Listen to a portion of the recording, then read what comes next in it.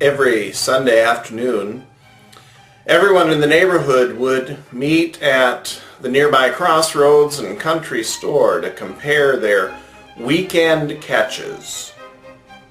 Everyone had normal-sized fish except this one old farmer who always brought in huge fish.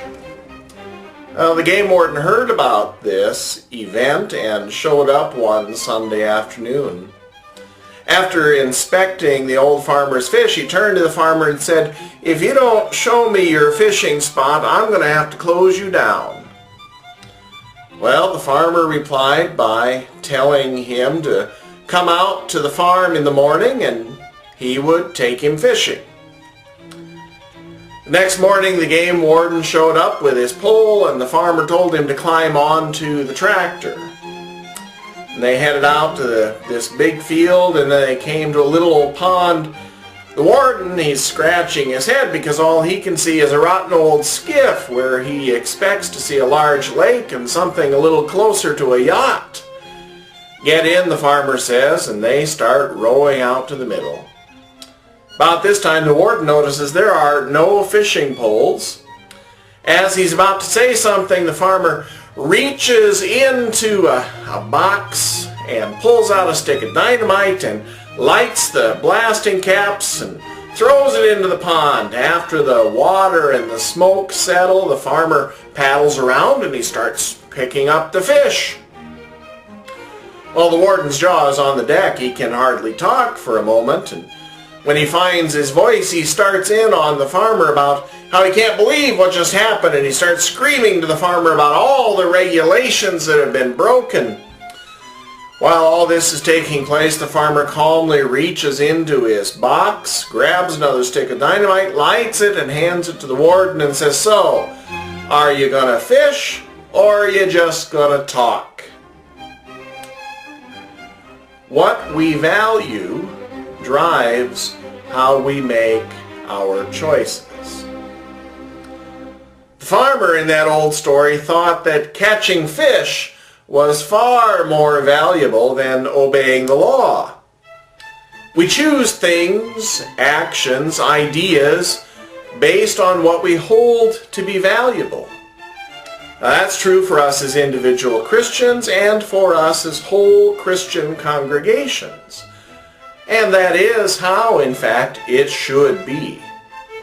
Paul reminds the Philippian Christians of their value system as he writes these words in Philippians chapter 4, verses 8 and 9. "Finally, beloved, whatever is true, whatever is honorable, whatever is just, whatever is pure, whatever is pleasing, whatever is commendable, if there is any excellence and if there is anything worthy of praise, think about these things. Keep on doing the things that you've learned and received and heard and seen in me, and the God of peace will be with you." What we value drives how we make choices.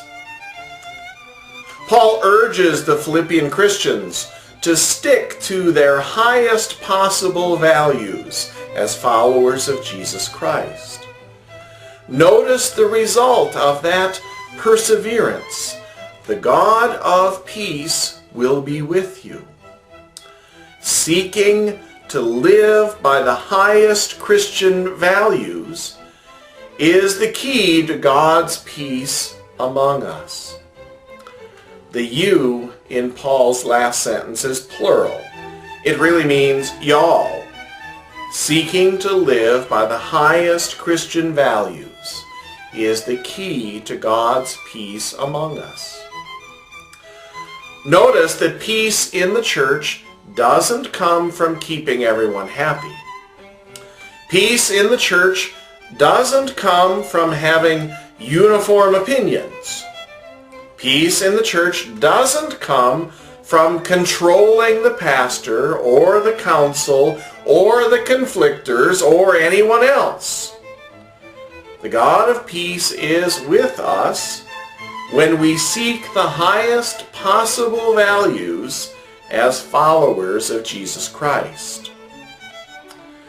Now, to explore this, let's look at the lowest level of values among Christians, that of personal preference.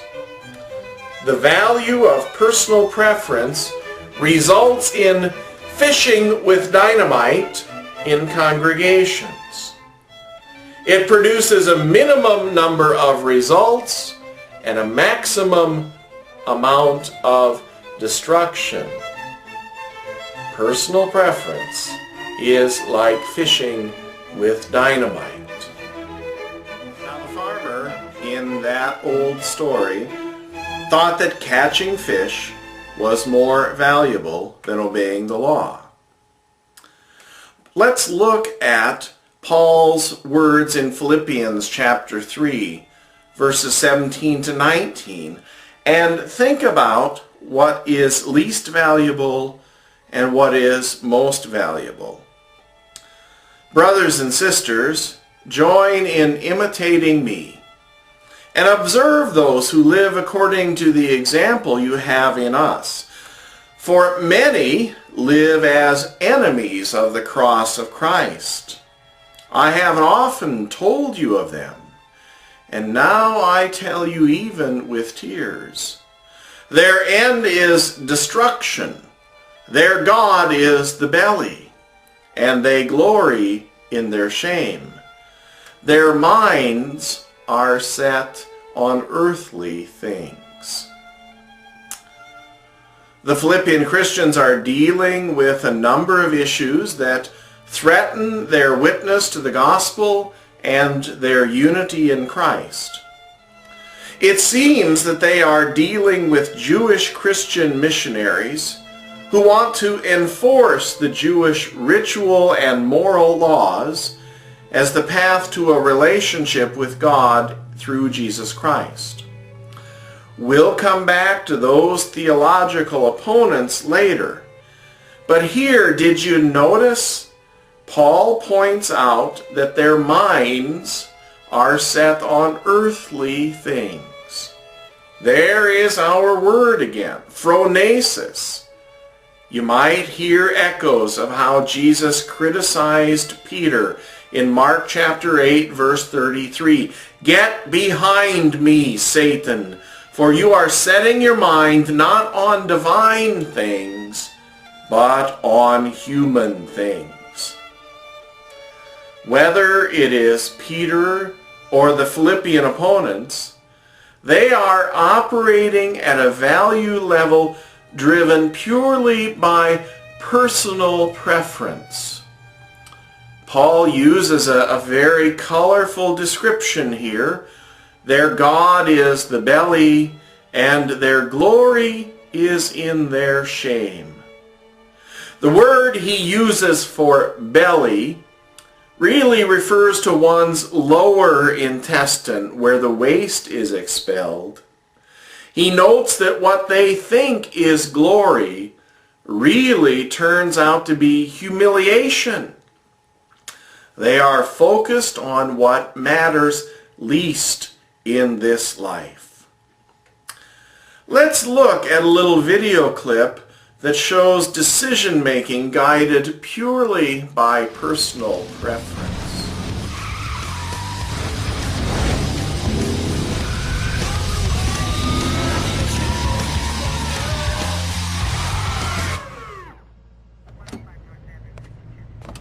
Yeah! Oh, yeah! Oh, my turn. Let's go. That is one nice ride you got there, kid. You guys still gonna take me in? Not yet. Bold moves. They happen every day.